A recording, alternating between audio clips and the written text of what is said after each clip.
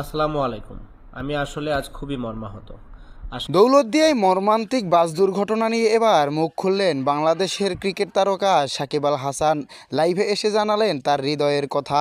সম্প্রতি দৌলতদিয়া ফেরিঘাটে ঘটে যাওয়া ভয়াবহ বাস দুর্ঘটনায় বহু প্রাণহানির ঘটনায় পুরো দেশ যখন শোকাহত, তখন চুপ থাকেননি সাকিব আল হাসানও। লাইভে এসে তিনি বললেন, এই ধরনের দুর্ঘটনা সত্যিই খুব কষ্টদায়ক। আমরা প্রতিনিয়ত এমন খবর পাচ্ছি, কিন্তু কেন এই ভুলগুলো থামছে না, এটা আমাদের ভাবতে হবে। তিনি আরও বলেন, প্রতিটি মানুষের জীবনের মূল্য আছে। একটি ছোট অবহেলা কত বড় ক্ষতি ডেকে আনতে পারে, এই ঘটনাই তার প্রমাণ।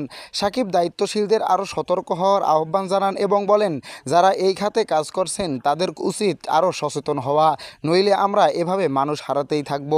এ সময় নিহতদের পরিবারের প্রতি গভীর সমবেদনা জানিয়ে তিনি বলেন, যারা তাদের প্রিয়জন হারিয়েছেন তাদের এই শোক ভাষায় প্রকাশ করা সম্ভব না। আমি তাদের জন্য দোয়া করি। এই ঘটনায় সাকিবের এমন মানবিক মন্তব্য নতুন করে নাড়া দিয়েছে ভক্তদের মনে। আপনি কি মনে করেন, এ ধরনের দুর্ঘটনা রোধে কী করা উচিত? কমেন্টে জানাতে ভুলবেন না। ভিডিওটি ভালো লাগলে লাইক, কমেন্ট ও শেয়ার করতে ভুলবেন না।